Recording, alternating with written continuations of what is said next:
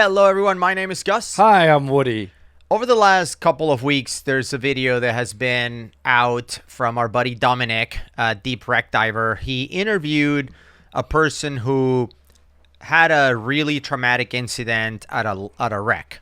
And he came on the show and talked about what happened. And a lot of people, like I don't know, 20 or 30 people have asked us for our thoughts on this interview. I haven't watched it. You haven't watched it. So we line it up and let's see what it is. So this was a wreck diving. The wreck is about 100 feet deep, so about 30 meters deep, I believe. Maybe less than that, 25 meters or so, 90 feet. But anyway, let's see what happened. So I started off in an evening dive, and the three of us known each other quite a few years at this point. Planned to go do some penetration on the Scylla, nothing specific in terms of what we was going to do, just that we was going to go look around and go inside it. Mark and me were both in side mount. Andy was in twin set, and them two were in dry suits, and I was in a wetsuit. And you were the kind of senior staff from the dive centre, really, weren't you? Pretty much all instructors. Mark being a dive master, but we'd worked with it a fair bit, and we was all confident in each other's abilities. Like, I trusted them. I knew I could leave them to do their own thing, and it not be a problem. So yeah, so we went out on the evening dive. Got to the Scylla after the half an hour boat ride. Got in, went down the line. Where is it? I think this is in the UK. Oh. Is it? Or I'm not sure. But one thing I wanted to point out now that you paused it is that they all are diving equipment. Like they have doubles or side mounts. So these are not complete beginners who went into a wreck. Yeah. These are experienced divers. I think they maybe even be instructors, or a lot of them are, he said. Yeah. And first 10 minutes, pretty uneventful. Went in level 2, had a look around, and then at the end of level 2 went down the stairs into level 3. And after that, a few minutes looking around, then we went inside the bulkhead for inside level 3. So that's when we went inside I think it was the engine room it ended up being, but we didn't know that at the time. Yeah. And so I went in there, Andy at the front, then Mark, then me. Went in, a few corners, basically got to a dead end, turned around, and then as I'm going the way that I think is the exit, wherever that be, it just wasn't there. Like, it's weird because I don't know if that's real footage. It looks cut open, wide open, multiple exits. I think it may be with no current, so it doesn't matter if you went out in one place. But right. I don't know. I think it may be footage of the same wreck, but not on the deck that these guys were in. Got it. Yeah. Whether I'd taken the wrong turn or whatever down the line, it wasn't there. So that was a problem I was facing at that point. 10 minutes of us all looking around together. It's pretty uneventful. I was kind of a little bit in denial in terms of, it's not going to be a problem. We'll have a joke about it when we get back up on top. I want to explain something for non-divers, or perhaps divers who are not wreck divers. Is Woody made a comment a couple minutes ago where you said, you know how it's all caught up. So what happens is when ships are decommissioned, like some wrecks that we dive are legit wrecks that the ship sank. Like we did one out of Roatan last year that is still filled with like construction material and stuff. Like literally the ship, I don't know what happened, ran aground. I don't know what happened, but it sank. And we went and dove it, and there's stuff inside. But a lot of the wrecks that we dive are wrecks that have been decommissioned. They were working ships for decades, and then it comes to a point where they don't work anymore. They don't want to keep doing maintenance anymore. Everything seems to break. So they sink it on purpose for divers. This ship, I believe, it was sank on purpose. So what happens is they cut big holes so divers can enter the ship and do swim-throughs and things like that. And also any door that could fall on you and hurt you or trap you are removed. So it is easier than you think to go into a ship and keep turning, twisting, and whatever, going down the stairs, like whatever, and find yourself in an engine room or something, because those doors have been removed. The whole ship is kind of open, but also it doesn't look like a cheese grater with holes all over where you can enter and exit like a Swiss cheese. It doesn't look like that. Typically, those holes are open in big areas because they just want people to go in and out, like out of another hole, like within eyesight, right? Yeah, basically. And they teach in I think they call it advanced rec. If it's a penetration wreck dive, it means that you're going to go into an area, a corridor, that does not have an exit on the other side, that you would have to turn around because you penetrated in and come back out. Now, you can imagine that would require more technical skills. It could silt out, by example. Yep. and they teach you tie-offs, right? Because you may need a line. You definitely do need a line if you're going to go into a penetration. Versus if you can see the exit or exits, and 2 divers can get through that exit at the same time, that's not considered a penetration. It's a swim through. Yeah. Where you're in, but you could go back out easily, which is what we're seeing on the screen right now. Yeah. That's a swim through. I think one of the most real things that he said in this interview so far, because he may get into other stuff later, is the fact that you do get into the mindset of, let's go this way and I'm sure we'll find an exit. Like, I don't know how many times you've done that, but I've done that several times where we'll be on rebreathers. So we have tons of redundancy. And if you get lost, we have hours to figure it out. Where you would see a corridor or something and you're like, I'm just going to go and see there's going to be an exit at some point. And we've always found the exit. You know, you always find the exit, or you go in, turn around, and come back. But that happens a lot where you don't see the exit, but sometimes you see like sunlight coming through, and you're like, there's got to be a hole over there. So you will just swim, and then you turn left, and there's a hole. But it's a great point, because you could see how you may not think that you need to tie off and go into something that you think there's an exit, and you could get yourself in trouble. Let's see what happens. Like, tell other people, like, you know, just be like, oh, we did a really stupid thing, like, and that was pretty much it. But after 10 minutes, that was kind of when it dawned on me. I was like, okay, we kind of got an actual issue now, and we need to actually like start figuring it out properly. I mean, I guess for people who haven't dived the Scylla, it's probably worth making the point, isn't it, that the Scylla has been sunk for divers, so there is big cutouts in the vast majority of it, and therefore people we're talking about go into it. Yeah. In the expectation they're just going to come around the corner and find one of these massive cutouts. Like, I guess that's where you were. I'll be honest, I wouldn't really say that, because I was very much aware, like, level 1 and 2, fantastic wreck is pretty much that you can't get lost, essentially, and if you do get lost, you will always find a cutout somewhere in there. And I was aware of level 3, like, I'd never been in there personally before. See, that's a big cutout on the right. I guess, for me, it was complacency. I thought, you know, I was pretty experienced, I was pretty young at the time, kind of a thing of, well, like... Yeah, he looks good, if that's the real video. Yeah. Really. Looks good, and... this is making me want to... You know it is. You know it is. Yeah. Right? Oh, that looks so nice. But look how he's in good trim. He's not silting up the bottom. Yeah. He's neutral. That's pretty important in a wreck like that, because look at all that, what appears to be silt all over the place. You're going to be... Yeah. The guy behind you is going to be blind if you silt that out. But that used to be walls on the right. On the image you have below, that used to be walls on the right, and you see they're all cut open for divers. So they got the ship. They take out anything that has oil or things that can damage the ecosystem. So that's what I mean by decommissioning a boat and sinking it on purpose. They remove all the contaminants, and then they sink the boat, making it easier to penetrate. But there's a part of the boat that is, I mean, you've seen it. Like, the wrecks will be like, I don't know how many feet, like, underground. Like, the ground is on the side. Yeah. Spiegel Grove in the Keys it was made for diving. Yeah. But if you get down below in that engine room, it's underground. It's underground. So even if it had holes, you couldn't get out because it's just sand. So. And I didn't really appreciate how that situation could evolve. Like, I was aware of it, but if you'd have said to me before that dive, or like before that day, like, oh, you'd get in that situation, I'd be like, no, you're an idiot. Like, I would never do that. Like, and I think it's very easy to fall into that trap of thinking it will happen to me. Yeah, for absolute certain. So you're in the wreck. In the wreck. You've been in there for 10 minutes. Mm-hmm. You've kind of got this dawning realization that you don't know how to get out. Oh boy. Probably look on for about 5 more minutes. Came to a hole in the ceiling, literally head size.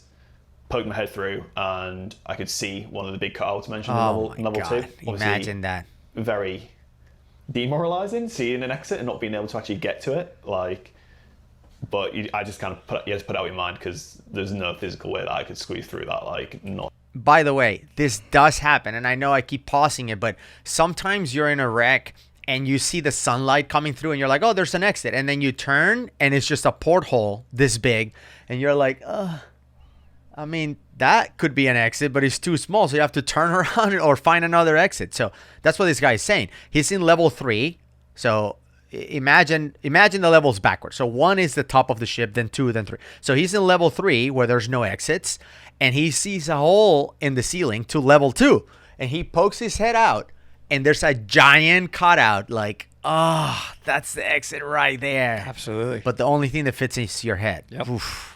Not a chance. So I had to go back down and think, okay, we've got to find somewhere else because that is not an option. Are you still with the other two at this point? Yeah, at that point it was all still together. After that is when I separated from them. Okay. That was a conscious choice to do that because in my head I was like, well, we're already lost. I can't get any more lost. Might as well have everyone, like, regardless of what them two was doing, I thought if I can look as well, it's another pair of eyes, like going somewhere else rather than just following each other. So it's easy to be armchair quarterback and Right. say, obviously, They should have stuck they together. should have Yeah, laid a line. for sure. But that was a situation that we were explaining that it looked like a corridor that had exits. So they didn't lay a line, but then they got lost. So they did need to lay a line. In advanced wreck diving, you're going to go down, I keep calling them corridors. One way where you would have to turn around and come back, you need to lay a line all the way to the exit, all the way to the point of maybe the ascent spot if you know you're going to penetrate in a wreck. So that's when I made the decision. I went the opposite way, had a look around. I was searching for quite a while, didn't really find anything new that I could use, but it made me feel better actively pursuing an exit rather than just kind of being I don't know how you describe it. Passive, yeah. Yeah. I was being the head of my own rescue rather than relying on anyone else. Yeah, I guess in control of your own destiny, such as it was. Yeah, absolutely. So probably another 10 minutes of looking around, like doing that by myself. I came back across them. They clearly hadn't found an exit either, seeing as they were still in there with me.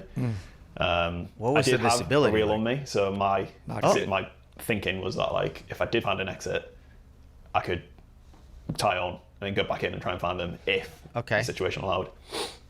Obviously, that again didn't happen, but that was the thinking behind it. Yeah. So carried on. After I came across them, and I just carried on searching. They went their way, and that was the last time that I saw them. Probably another 10 minutes after that. I'd love to tell you what happened in between the 10 minutes, but it's very hard. It just kind of merges into one. Like, it's just metal. Yeah. And there's not really much in between, so it does blend a lot. There are like little bits that like stick out to me, but so searching, and then I come across I don't know what you call them in ships, just A trapdoor or trapdoor, kind of thing. Went down into that, and that just led to I assume it was a old cargo room that had been emptied when the Scylla was gutted out and stuff. So it was just an empty room full of silt. But I knew no one else had been in there because it was completely undisturbed. So I was like, okay, I'm the first one in here. Looked around, because when you're going around the outside of the Scylla, there are cutouts on level 3, not very many, on 4 I assume. Yeah. It's not very many, but I dived in. So let me pause right here. So I think what he's talking about is he went through like one of these holes on the ground to the bottom. So it could have been like this hole and ended up in one of these rooms, like cargo rooms, and it was empty. That's what he's talking about. So these orange things are holes on the ground, I guess, that you can go to the next level. Yep. It seems to be a lot of holes though, but there's Maybe also that's how I got out. Yeah, there's also a lot of holes on level 3, so I'm not really sure. Enough to know there was some. Yeah. So I was like, okay, well, I'll take my chance, and literally like, anything at that point was Better than an whatever option, he was doing. you know? Yeah. Went in there, there's absolutely nothing, which was, again, like, it was quite hard to... You kind of put your hope in something, don't work out. And I think that was the point where, in my head, I'd kind of accepted I was going to die. Like, I was wanting my air the entire time, and like, I think at that point, the 70-minute dive, I probably was like 40 minutes into it. I was watching very, very conscious of my air. Of course. And that was the point where I was like, yeah. Jesus, I mean that is an awful to have that kind of realization. You know, This what is were you, it. 20, 21? 24 at the time. Oh, you're 24 at the time, yeah. But I mean, still incredibly young, really. Yeah, that is a horrendous thing for anybody to have to. And again, like I said, like I'd accepted that. Yeah, I'd accepted like going through the stages. What was it? Stages of grief. Like I was in denial, then acceptance. And although I accepted it, I still wanted to carry on. Like I thought fighting. to myself, I've got two options here. I can either sit somewhere nice and just run out of air, or I can carry on searching. Yeah. And one of them options is going to at least give me a chance. Yeah. Regardless of how slim I felt it was at the time. I was like, when I run out of air and it comes to that point in the dive, I'd rather go out knowing I'd tried everything. Like, yeah. You know, it's interesting that this is actually one of the questions in the cave diving certification exam, is what happens if you get lost and you can't find the line and you can't find the exit and you're running out of air. Like, what do you do? And it's like a multiple choice thing. And what they're trying to kind of ingrain in your brain is that you will continue to search until you die. Literally, don't stop to write notes, like Donald Cerrone said in his video. Like, I was gonna dive and write a note for my wife. Like, don't do anything but search for the guideline and get out. And it's so important that it's an actual question in the exam. Like, if you get it wrong, you won't get certified. They want you to know. And I assume it's the same for wreck divers, like penetrating wreck divers, is that you never give up. You will literally continue to search until you run out of air and die. Yep. It's crazy. Yeah. I know exactly what you mean. You want to go out kicking and screaming rather than passively. That's what he's saying. Yeah, no, I get that. So when I was in that room as well, I hadn't lined into that room either because I was like, well, I'm already lost. But trying to get back out of that room because of how the bubbles had gone onto the roof, it was like reflecting a lot. So it actually made it quite hard to find that exit as well, which sucked. But after like a minute, I found it. Came out of that one, and at that point, it was like a full brownout within the actual compartment was in beforehand. I've got my umbilical in one hand, and I'm literally just touch feeling along. I can only see what my hand is touching with the torch. So the impact of you and the other people has just kicked up the beer so badly. It was so small in there, like no matter how careful you was, it was going to happen. Like, it wasn't to do with like bad technique or people being like panicking or anything like that. It was just the sheer fact of like 3 human beings being in that tight of a space. Happens a lot. It was going to happen. Yeah, I mean, you and I have been in caves where it doesn't matter who you are. You could be the best technical diver in the world. The cave is so small and so silty that you're going to silt down. And in wrecks. I've seen it happen. You know, we've gone into some areas and it's kind of the gauges or the engine room area. It's silty. Whoever is watching this and says, well, if you were only fracking. No. There are certain places that it doesn't matter who you are. Just the Excel bubbles will make this rain on you. But it will come up to ask, people will come up and ask, then if you are going into an area as an experienced wreck diver that you even think has that possibility, it looks tight in there, should you just immediately step one, tie a line? Absolutely. And the answer is yes. Yes. But it doesn't happen always. No. Let's just be honest.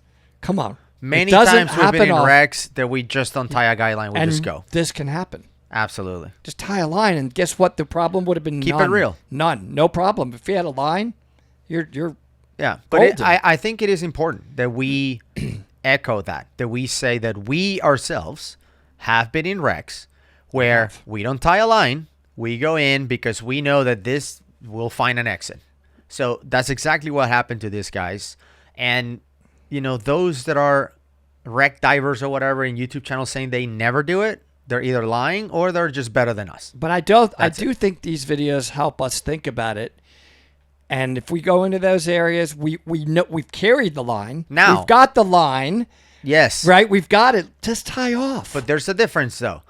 If I'm going into a wreck, knowing that I'm going in an area with poor viz and that I'm going to have to trace my way out, I will always lay a line. Absolutely. That's different than to say, well, I don't know this wreck, but there's going to be an exit, so I'm just going to keep swimming and I'll find it. That's different than to knowingly go into an area with poor viz and not tying a line. That's just irresponsible and a gamble at that point. And anyway, so that was crawling along, and I didn't have any gloves on at the time, and it absolutely shredded my hands, which was very much not really thinking about at the time, but per dive, it came in.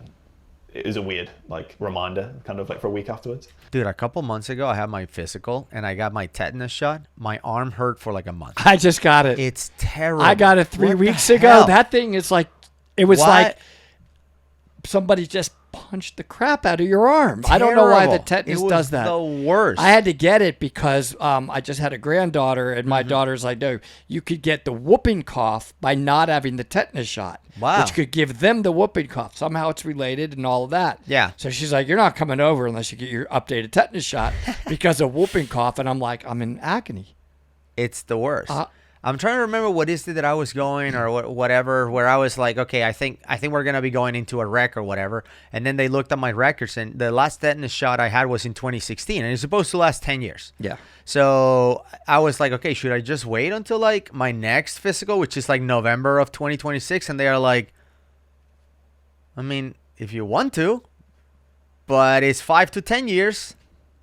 I'm like, I just do it. And then every time I get it, I regret it. It's like, damn it, this thing hurts so bad.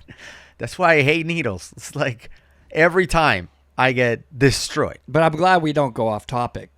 So these What are we talking about? Oh, yeah.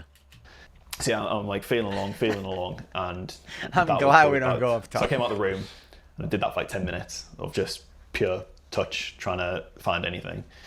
I was again looking at my hair, watching it go down and down and down. At this point, I had probably like 20 bar on each cylinder. Oof, 300 psi. And I was constantly trying to fight my body Wow. with the adrenaline because Your body wants to breathe quickly. my heart, like trying to keep my like. It was like there was a battle between my brain and my body because I was so aware of it, but obviously the physiological reaction was going to happen regardless. So I was just trying to stay so mindful of it. If you need to slow down your heart rate, what do you do? Do you have any technique?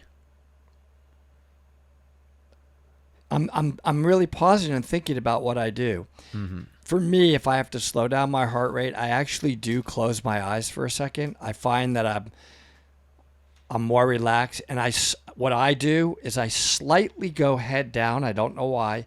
It helps me relax if I'm just a little bit head down. Actually, come out of trim a little and slightly head down and just relax.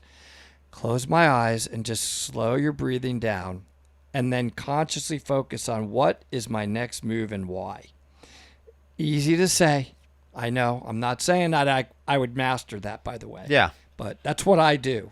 So It for makes me, relax. I feel like I heard, and this could be, just leave a comment below if it's not true, but I feel like I heard before that if you hold your breath, your heart rate will slow down. Now, Maybe. I don't know. some people watching are going to be like, you're an idiot. You know that the rule number 1 of scuba diving is never hold your breath. It's never hold your breath if you're changing depths. But if you're in a wreck with a roof over your head, you will not change your depth. You're limited by the ceiling above your head. So you can hold your breath in there. You're not going to have an overexpansion injury of your lungs. And I assume that at this point, this guy is so low that an overexpansion injury is the last of his concerns. So I feel like if I had to do it, I would try that. I would try holding my breath, pausing, like you said, closing your eyes, hold your breath, and your body just slows down.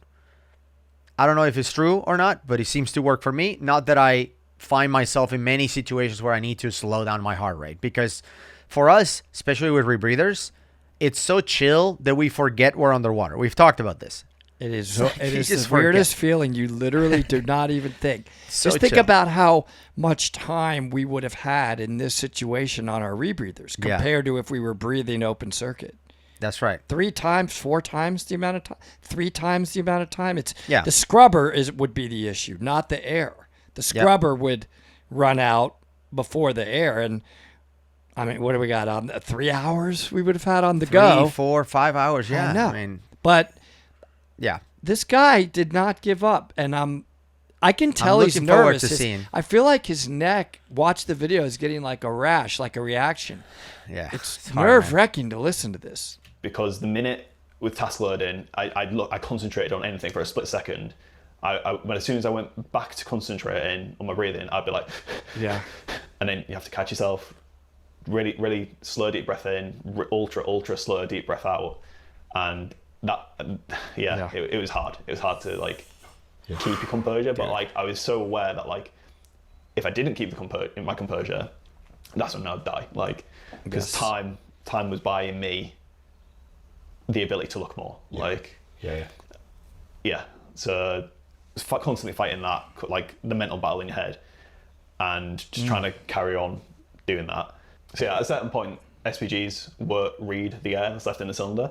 So I knew, right, I've got a couple of breaths left in here. And with side mount, you change every roughly 20 bar. So I was like, okay, switch over to my left one. Switching to balance the I didn't want to know how much tanks. was left in there. So my thinking was, okay, I'll keep breathing off this one until it goes, switch back to this one for the remaining few breaths that are in there. And then once that's gone, I'll breathe from my wing and just... We've talked about that before. There is air in the wing. How much? A little more. Talk about the will to continue to survive, man. That guy Keep fighting. Keep fighting. Whatever I possibly got. But now all the doctors are leaving comments below how you should never breathe out of your wing because you will get an infection. Or in die your lungs. underwater in that wreck. Well, apparently a possible infection of your lungs is worse than dying. Get CO2 hit and pass out rather than drown, because I didn't really fancy that, to be honest. It was a weird thing in my mind as well. Sorry. It's just, this guy is like hit after hit after hit. He's awesome. He said, I'd rather pass out than drown. So what happens is if you're breathing out of your wing, meaning breathe in, breathe out, when you breathe out, some of that air, some of that oxygen has been converted to CO2. Then you breathe, you're only going to be able to do that a couple times until the air that you're breathing in has insufficient levels of oxygen to maintain consciousness. Yeah. It's called hypoxia. So you will pass out and drown, but you will drown unconscious, not conscious. And you're rebreathing your carbon dioxide. That's correct. Which makes you want to breathe more. We're really breathing in and out of a bag on a rebreather, except for we have two things to counteract the issue he's talking about. One, we have a scrubber to remove the CO2, and we have a little bit of oxygen replacing the oxygen that we're metabolizing. But this guy is so smart. I know, really. That he knows that if I'm going to die, meaning if I'm down to breathing out of my wing, means I'm done, I'd rather pass out and die on my sleep than drown knowing that I'm drowning. Amazing. Not a lesson that you want to implement ever, but that is some... And obviously he's talking, so this decision, we'll find out, he's here. I'm a big fan of this guy. Awesome. He's awesome. Where I said about, like, you know, wanting to look at myself rather than, you know, being with everyone else. There's also like a thought in the back of my mind that I didn't really want to be with anyone if I drown. Like, I kind of wanted to be on my own, which is weird, but let me be. I don't know. Like, I just didn't want to share that experience almost. I just rather deal with it by myself rather than, obviously, like, if you run out of air, then it makes it a question of, like, you have to share their air, and then are you taking away their time that they could have potentially done something else with. So I was like, imagine if you're super low and somebody comes to you like this. Oh man, now we're both dead. Interesting, you know, the kind of thoughts that go through your head when you're in this situation. I mean, it seems like you approached it in an incredibly rational way.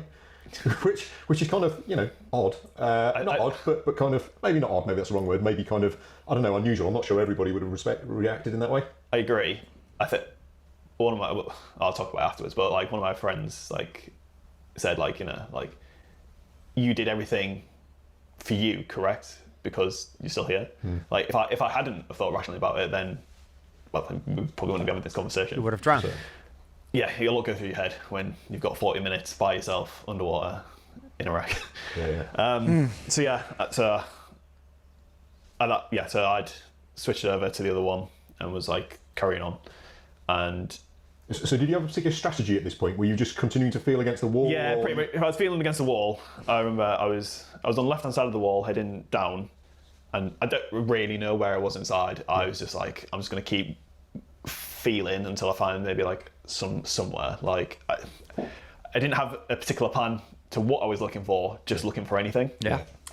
And at that point, all the silt around me is like just refracting, so it just looks like a whole lot of brown around me, apart from what I can see in my hand. But for whatever reason, I noticed like a essentially a black blob above me. Okay. So I looked up and I was like, what's that? So I shone my torch, and where essentially what it was like a manhole cover sized hole that had been cut out, but with 2 bars put across it. Okay. And I think that was either to deter people going in, or it was like an access point used for gutting out the Scylla, and then that was welded up and been like, okay, that's just there. It was just something. I don't think it's part of the original ship. Okay. And I looked at it and I was like, oh, that's weird. So I went up to it, put my head through, and then there was an extremely similar cutout of level 2 that I'd seen earlier. Whether it's the same one or not, I have absolutely no idea. But they all look exactly the same regardless. And with it being at the point it was, I was like, well, I've literally got nothing left to lose. So I unclipped my cylinders. Wow, I was going to say. Push both of them up. Yep. And then just started climbing through it as best I could. What a stud, this guy. You're quite a well-built lad. And I've seen similar things on the Scylla, and they're not particularly wide. Yeah. So I can only imagine what it was like trying to get through. Yeah, it was... As I was going through as well, I'd forgot to take, like, just obviously stress of it, like, clearly, but, like, I still had my necklace on. Okay. The necklace of the regulator, so my other regulator was still around my neck, and I'd forgotten to take it off to, obviously, get a smaller profile. And as I was going through, that got caught, and I was like, what am I getting stuck on? And it took me, like, it felt like ages, but it was probably, like, 2 seconds to be like, okay, that's fine. I'll just go back down, take it off, go back through. But that's how small it was. Eternity. Got to waist height, managed to get like there and then like push out. At that point, I was like, okay, I'm out. I still need to get to the surface because I do not have any clue how long I've got left here. So I as quick as I could, didn't bother restrapping them to me. The only thing I did was plug the inflation cylinder into my wing. That was the only thing that I did. Scooped them up and just made for the exit as fast as I could. And then once I got clear enough from the wreck, just fully inflated. I was like, you could, like one of my old deal with the bends. me like my open water and stuff. She always said you can fix bend, you can't fix dead. So I was like, at that point I've been at 20 meters constantly flat for 73 minutes, and I was like, I don't care about getting a bend. Like way better. He had chance. some deco So for fully sure. inflated, shot up, just trying to make sure I'm breathing out as much as possible. Like while I'm going up, like breathing out, like the smallest little breath in, breathing out. Got to the surface. And then immediately, like looking for the boat, because I knew we was past the 1 hour limit, so like they would have known something was wrong. So looking for the boat, saw it. Obviously trying to hold the cylinders in one hand, waving with the other to try and get like distress.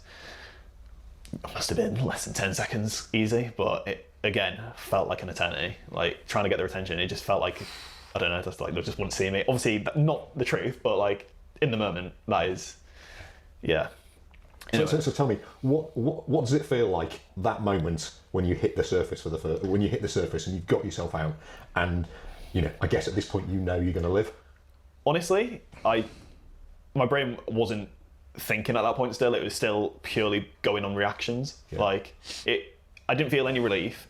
I didn't feel like it was still so in like fight or flight mode that So the adrenaline's still going. Yeah. You're just in that sequence of things rather than... Things are just happening to me. It's not... Like, at that point, it's also felt very much out of my control, like everything. Because as soon as you're on the lift, like, I had like the other divers that were there in the day, obviously, that wasn't diving with us, they didn't know what had happened either. So as soon as I get on the boat, people, like, taking my kit off me, like, getting me sat down, like, do you know what I mean? And, like, I remember coming up the lift and then, like, trying to shout to them, like, what had happened. Like, oh, they're still down there. And then, like, the skipper put in the mayday call and like everything else like that. I don't know what happened on the boat beforehand as well. Yeah. But from that, like, from my point of view, like, immediately got on there, told them what happened, and then that was kind of when, like, everything kind of just, it wasn't down to me anymore. Like, you kind of handed responsibility over. Yeah. And then I think we was looking for the bubbles. We found the bubbles. Yeah. That went on for about 10 more minutes. And we was just like circling around the bubbles and waiting for the lifeguard to come. But obviously the lifeguard, like, it was just like they knew it was a missing person, but I think they'd already been told it was a diver as well. But I don't think they was aware. Or what can the lifeguard do? Yeah. You know what I mean? Like, yeah, they're in there, like... Yeah, the lifeboat doesn't have the capacity or the training or whatever. I mean, was there any suggestion anybody on the boat was going to go back in? Someone actually did go back in to try and look for them, but I don't... Well... they couldn't find them, and it was like that was after a dive, so there was limited on air. Yeah. There wasn't rec trained whatsoever. There was very little, unfortunately, they would have been able to do. Yeah. But I think at least they tried. Like, I think that made everyone feel like they was at least trying to contribute to something. Yeah. Yeah. Wow. Okay. And then, I mean, I guess on the boat, you go through this process of kind of like hope that they're going to pop up. Yeah, And like- then kind of realization. Yeah, watching the bubbles and just kind of hoping like there's a surface, and like they've managed to find somewhere else, somewhere like me, Yeah. and then seeing that not happen was pretty, like, I don't know how to describe it, to be honest. Yeah. I mean, I don't think anybody's vocabulary is kind of equipped to deal with, you know, those kind of things. But I can imagine that it would all of a sudden get very, very somber on the boat. Yeah. And I guess, you know, I think it's useful to know what happens in these situations. So you put somebody else back in who went down with whatever 70 or 80 bar or Yeah. however much they had left to have a look. They obviously couldn't find anything, came up. Would the lifeboat arrive shortly afterwards? Yeah, one of the medics jumped on board Yeah. because they knew that I'd probably, well, I didn't end up having any DCS symptoms, Yeah. thankfully. Had you missed any stops? Well, my computer was screaming at me on the way up, so But for a rapid ascent or for missed deco look at or that. both? both. Yeah, okay. I was well into Deca at that point. I can't really remember how much, but I was very much in there, and yeah, rapid ascent as well. So Yeah. they got me on oxygen. The lifeboat medic Yeah. came on board, went back with us into the harbour. I went through the entire like 6 litre cylinder on the way back in. I felt fine, like as in physically, like I wasn't having any like joint pains or nausea or any of the usual symptoms you'd imagine having. So that was at least one good thing. That I was like, okay, like maybe I'm not too bad. Got there, police were there, some of the other people, government agencies were there. It was a bit of a blur, to be honest. Just people talking at me, you know, like. Got taken into the dive centre. The police took a extremely quick statement from me, like as in just kind of, I was diving, 2 people were there. Got driven to DDRC, which is the chamber up in Derriford. Yep. They basically did an assessment on me and said, look, it's up to you. If you want to go back home, monitor symptoms, and if you feel anything, come back in, or we can just put you in the chamber for good measure and do that. And I was like, yeah, put me in the chamber. Okay. Yeah. I'd rather not. That's interesting, though, because, you know, when you had your episode in Abaco, one of the things that we were criticized for is for leaving it up to you to go to the hospital and get in a chamber and all of that. And you repeatedly said, no, I don't need it or whatever. And a lot of people said, well, you don't listen to the person. You don't ask him anything. You put them in the chamber at gunpoint if you have to. You have to put him in because they cannot make the right decisions. So, but this guy's saying that he was at the actual facility with actual experts, and those guys ask him, do you want to go in or do you want to go home? Weird. Maybe he'd had absolutely no symptoms at all. Mm-hmm. Where you guys were there to be able to say, he passed symptoms. out, he barfed, he's profusely sweating, all the signs of DCS, and you ask me if I want to go in? You said, I'm feeling fine. Guys, I'm okay. Let's have our steak dinner. Well, Correct. you're barfing, you're passing out, and you're Well, that sweating was after. profusely. I know, but at that point, when I get to the chamber, That was right, after. even I would know, like, I need to go in a chamber. Yeah. Get me to a chamber, right? Because I had symptoms. If you don't have symptoms like he did, and I'm just imagining myself, maybe I would say, God, I don't have any symptoms. I haven't had any, and I still don't have any. Yeah. Would they have put me in? I think this I don't is know. also a good illustration of how theoretical decompression theory is, where we have these tables that we follow in order to know if we're within a no decompression limit dive, meaning you don't need decompression. You're not at a high risk of DCS or decompression sickness. So you can do the dive, do a safety stop and end it. You don't have mandatory stops like if you do a decompression dive. The fact that he was past the time, he was 73 minutes, most of it at over 60 feet, so 66 feet. He didn't seem to have any problems, so that means he is on the right side of the table, meaning the limits that apply to regular people, it seems like he can go beyond that, or he was able to go beyond that without getting DCS. And remember, They're all theoretical. all of this is theory to get to what is known as the M value. Mm-hmm. Now, the M value is 100. You're at 100% of the maximum you can be at any point in the dive before having to stop. Was he at his M value? We don't know. That's the thing. Those tables are He made may be at for an 90%. average person. So he's like, okay, for me, I was able to handle 90% of that before I could. Right? It's different for everybody. The tables I are was, made for an average person. yes. That's what I was saying. Now, what I wanted to ask is, imagine finding that hole, you and me, and we have side mount tanks on. Mm-hmm. And many times we've said, do you really need to know how to take your tanks off or put them back on? You better be able to get that tank off. The hole is right there for your life. Okay, so I'm criticizing both of us. Yeah. You struggle to get that tank off, You can you die. can't get through the hole, Yeah. right? So he was able to get the tanks off. Now, what I don't know, it's a lot of details, is it seems like he brought the tanks back up through it as well. Put him through the hole. He put him through the hole. I Yeah. doubt he strapped him back. I don't know. He said Did he strap didn't- it back on or just clip the He top? didn't bother. He just wanted to get out of there. So he they were dangling the tanks at that just point? scrapped them. Probably I strapped don't the know. top ring. Yeah, the that's top, what I would think. And then just He left. ain't worried about Bungees anything or else anything. at that point. No. But you had to take that off to get through. Now, I've had to do that once. And it was with Medi. Mm. And it not on the Shangri-La. It was on a hole that he said, hey, I'm warning you now. The only way to get through this, whatever, you got to be able to take that one tank off. And I did. And you kind of have to slither through. Yeah. But, man, you kind of do need to be able to take these tanks on and off if you get into these situations, Yeah. right? Not taking a risk that, like, regardless of whether I felt okay or not, I'd rather no. Yeah. You know. So I went in there, did a 2-hour profile, dry dive, just 18 meters. Well, I have to pause it one more time because I've heard instructors say, I'm not going to go into an area if I have to take my tanks off. Yeah. That's my limit. Well, what if you do have to take your tanks off? I'm just saying. You don't always get I the like to choice. learn from our own self-criticism. Yeah. We're not the best Correct. at that. We've struggled with that before. It's worthy of practicing. It's, I think, the difference between know that you can do it versus go on purpose to do it. Yeah. That's a Yeah, difference. yeah. That's so, yeah, I mean, I don't want to carry you out of the water unconsciously, but the fact that I could do it if I have to, that's important, Yeah, I think. And that's a what, valid point. That's what you're saying. There, you could be an instructor and say, I don't want to go into any cave where I have to go no mount. I get it. That makes sense. But it's good to know that if you had to go no mount to save your life, you can do it. Yes. And you're not just going to die being like, well, I don't know how to take my tanks off. Yep. helium and oxygen coming back up, the usual kind of stuff you'd imagine with a dry chamber.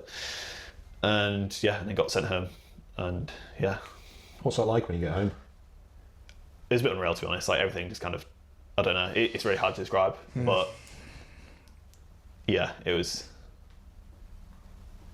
like just things happening to me. I just kind of, I was You'd just still be in shock at this point, I would have thought. I don't know if shock would be the right word, but it was more just like, I'd say disbelief more than anything else. And like, I can't believe that happened. Well, let's. I'm pausing because it's it's. What if that happened, and to you, and I was the guy that you were wreck diving with, and Yeah. I didn't come up and you did.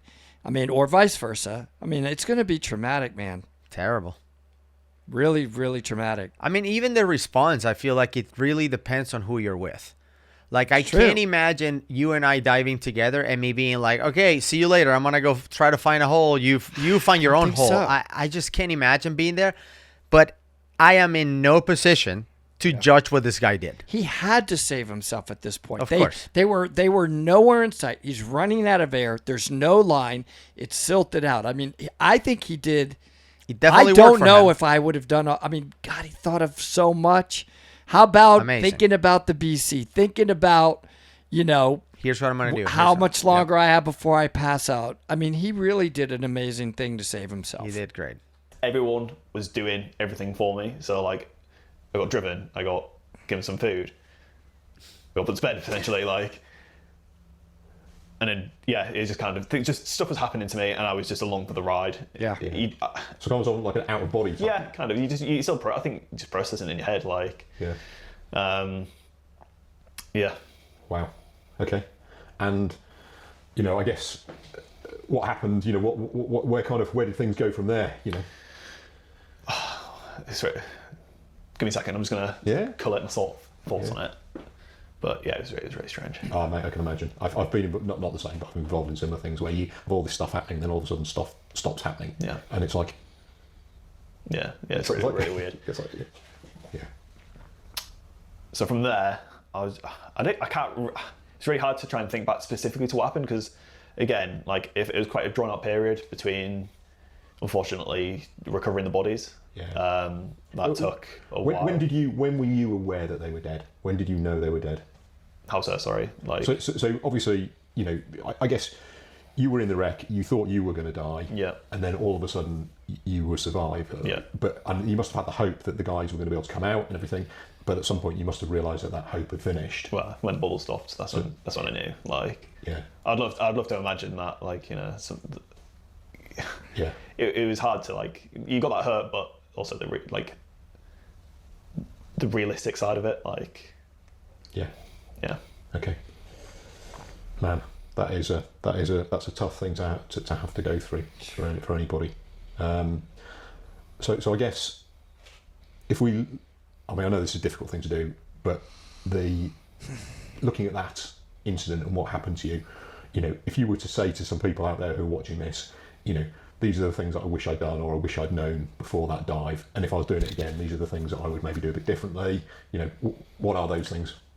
I would just say complacency. Like it can happen to literally anyone, no matter how experienced you think you are. Like the minute you relax or don't take everything quite seriously, maybe you should.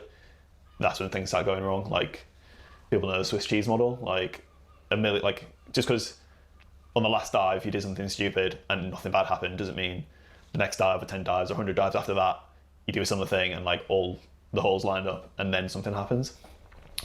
I'd also say like just keeping fit is like a genuine thing for divers that I think is quite underemphasized. Okay. Like the only reason I could have a good amount of air consumption was because I kept myself fit. Like if I was any less fit than I was, then I don't think that would have played into or fit through the hole. Breathing and just staying calm. Breathing, man. Yeah, that's what he's saying. It's And staying fit fit through the allows hole. him to survive. No, it's really an important part of diving, especially this level of diving. You're gonna get ready to go into some deep wrecks, man. You better be able to handle that. When shit does hit the fan, like it really is important, and it can be inside. You progress to your level of training. You never rise to the event. Yeah. Okay.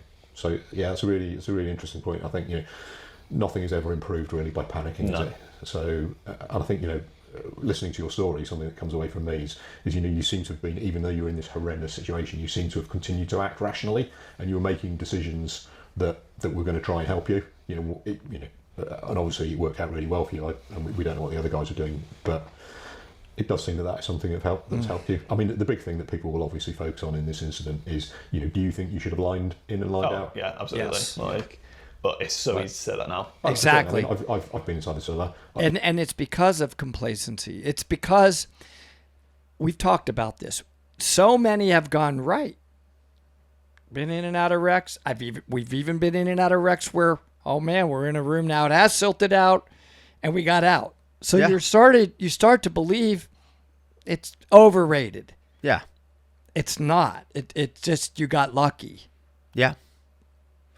And I think that sometimes, I don't know if you feel like this, I think that sometimes divers who are at this level that have other divers with them that are at that level, they may feel like, oh, if I lay line, I'm going to not look as good as these guys or whatever. Whereas for me, like if I see you laying line, I'll be like, okay, respect somebody knows what they're doing. Like, yeah, this is great. Whereas I feel like in some other circles with tech divers specifically, if you do something to improve your safety, sometimes they can look at that as negative. Like, oh, look at this idiot. And what if I just feel more comfortable laying line? Great. That's my reason. You would say, but why'd you lay line in there? Because Why not? I feel more comfortable with it. Yeah, why not?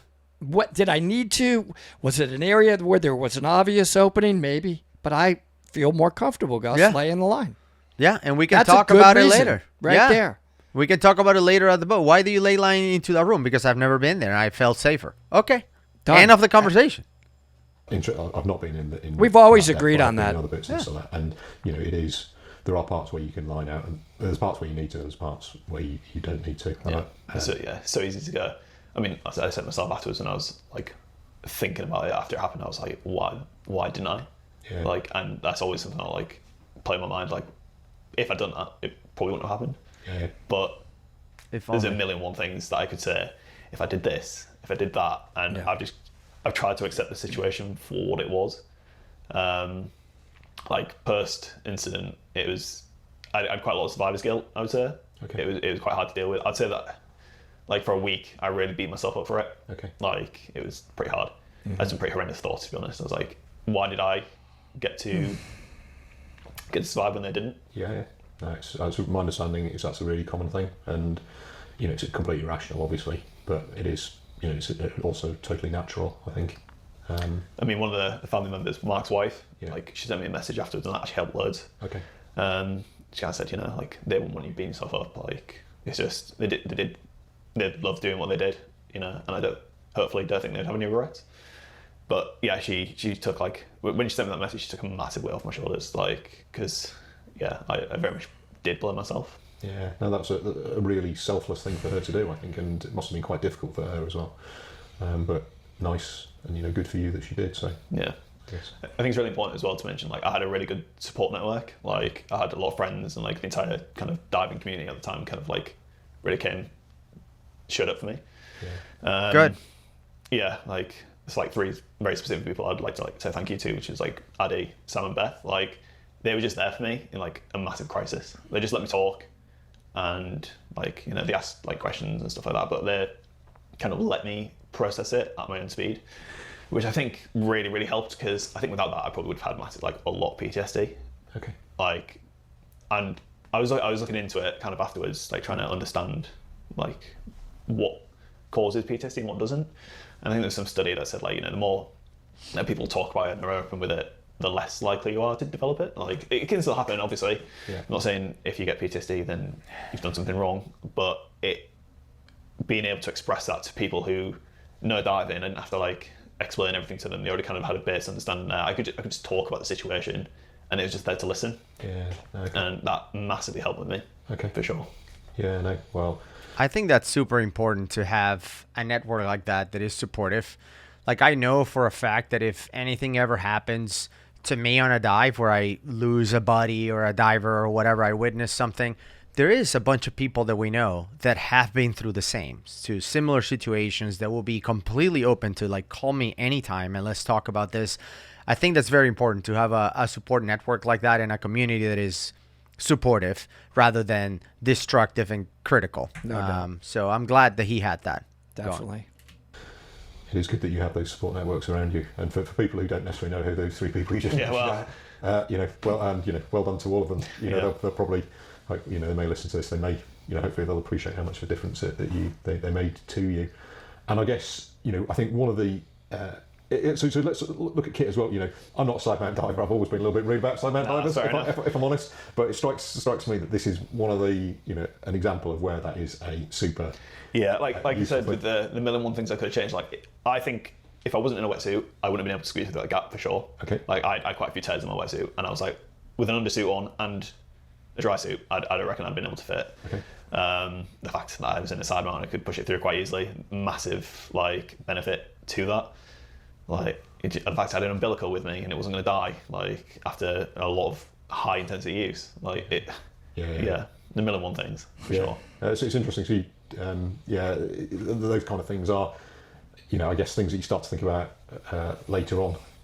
So moving forward now, though, a lot of people I think would have given up diving at this point, but you still dive, don't you? Yeah, when I can. Like, it's not too often these days because I'm quite busy with work, but yeah, I still love it. I still do it as much as I can. I kind of view it like diving isn't what killed them. Like, sure, we was diving when it happened, but it was a lot of other factors. It's like, I guess if you went in a car crash, like, hopefully you won't give up driving necessarily. Like, Yeah. I don't know if that's right to explain it, but I guess that's how I kind of view it, really. It's a good analogy. I don't think they'd necessarily want me to give up diving. Like, just, do you know what I mean? Like, Yeah. No, I get that. Have you gone back and dived the Scylla? Would no, you dive the I Scylla? haven't. I would, Okay. but I just haven't had a chance yet. Okay. I think that would be a weird dive, but maybe cathartic. Like, Yeah. I don't know. I mean, different people respond to things in different ways, don't they? You seem really rational and logical, and not necessarily as emotional, maybe as some people would be. So I don't know. So it's kind of interesting. I guess, is there anything else that you think is worth kind of, you'd either like to tell people or something? In fact, I'll tell you what. I've got one thing that I think is worth mentioning, which is that I didn't know you at the time of the incident, but I had the opportunity to read the letter that you wrote, or the account that you wrote shortly afterwards, and I got somebody who showed me that to me at the time, and actually I'm sure that isn't why you did it, but it does seem to me like a really useful thing to do. Yeah, so one of my friends, he actually told me, like, write it as soon as you can, Yeah. because you'll either start misremembering, your brain will fill in the blanks, and the longer that you wait, the less you can kind of rely on the information your brain's telling you. Yeah. So I think it is very it's really beneficial. Like, if anything like that traumatic does happen to you, like, you can write it down kind of like the next day when it happens. And it's part of the rescue class. Definitely. An after action report. So if something happened, there's an incident or whatever, they teach you in the rescue class. It's one of the skills that you learn. Write down all the details that you remember now, because you will forget some of this stuff later. It's actually more creditable in law as well. The sooner you wrote it down to when the incident happened is the more, I hate to say it, but that could actually, protect you. Like, otherwise they could start pointing fingers. Yeah. Right? But if it's really soon near when it happened, that's considered much more creditable. Yeah. So I'm glad he did that. He did a lot of things right. Absolutely. Whenever, just kind of as soon as possible, because your brain will play tricks on you 100%. Yep. Yeah, absolutely. I mean, I have the same thing with things that have happened to me. It's difficult to remember. So really good advice, and really impressive that you did that. Complete aside, would you mind if I publish it? Yeah, sure. Okay, cool. Adam, I'd just like to say thank you on behalf of everybody who is going to listen to this, because it's been absolutely incredible and horrifying and useful as well, I think, to hear what happened to you and the takeaways that you've had from it and all those kind of things. I was going to say, I was dubious about doing this, but then I thought to myself, like, if it saves even one person, or stops one accident happening, then it's worth it. Yeah, I think that's a really important point, is that people don't talk about stuff that happens to them. Maybe they know, and a small number of people know, actually, the community benefits if people share this. So, I can't imagine it's a particularly easy thing for you to do. So I would just like to thank you for coming on here and doing that. Thank you. And so would I. Awesome. Honestly, I would as well. I really want to thank him. I mean, it's made us talk about a lot of things. I'm sure it's making a lot of other people think about these things. And I mean, there's a lot of topics here to think about when you're taught these procedures in technical diving, and they really matter, And man, I just think the way he dealt with it, almost in every way, was really well done. He already lost the other two divers. Just remember that, right? I mean, he really, at that point, demonstrated, no matter what, I'm not going to give up and I'm going to survive. And he handled it extremely well. And I think it would be difficult not to say, I feel guilty. And you need to not do that. And it's really easy to sit here and say that, but I feel like he is dealing with that still. Yeah. I could hear comments there, and I think that would take a long time, and talking to people like he said he did and is really going to be beneficial to get over that. And I know I'm summarizing sort of the obvious of what we already said, but you can't help but, as divers and that been in situations, I felt like this one, I was really moved by it. I mean, I feel my own, type of feeling, right? Yeah. So a lot of good things from this one. Absolutely. Came from him talking about this. I think Adam here really echoes what Dive Talk is about, which is sharing our own experiences on the face of potential ridicule by peers and other people, telling you that they would have done this different or that different, that if he did this, then, you know, that all the three of them should have made it. If it was me, I would have stuck with them and died with them. Like, there's going to be a lot of people who are going to pretend they're perfect divers and they make no mistakes and everything they do is great and perfect and they never make mistakes. Fine. You know what I tell people like that? You're a better diver than me. You wouldn't have made any mistakes. You all three be alive, or you would have all dived like Spartans, you know, at Thermopylae or whatever. Like, yeah, you're a warrior. You're amazing. I'm not. I'm human. I make mistakes. I think Adam did a great job. And showing up here or at the Deep Wreck Divers channel and talking about the story is awesome. I understand why so many people ask us to listen to the story and provide our 2 cents. And I think that because I value his story so much, he's achieving the opposite of perhaps what he was afraid of, which is so many people in the industry will, you know, blacklist him or blackball him and be like, I would never dive with this guy. Look what he did. He almost died doing this. He actually achieves the opposite with me, which is I would be honored to dive with Adam at the Scylla, this wreck, or anywhere. Definitely. I think he learned so many things by his own experience at this horrific event. And I think he became a better diver because of it. And the fact that he was cognizant enough to say that my buddies would never say that I should give up diving or that I should feel bad about it, I think that's kind of how I would feel. If I went through a traumatic event like that, I don't know if that's how I would react, but I hope that that's how I feel. That if something ever happened to you or if ever something happens to me, I want you to know that I would never, you know, vouch for you like, that's it, you're done diving because something happened to me. Like, no, absolutely not. Go after, you know, what you love and, Agree. you know, live your best life. Agree. I'm glad we reacted to this one. Absolutely. This was a great event, and we always enjoy having firsthand accounts of what happened.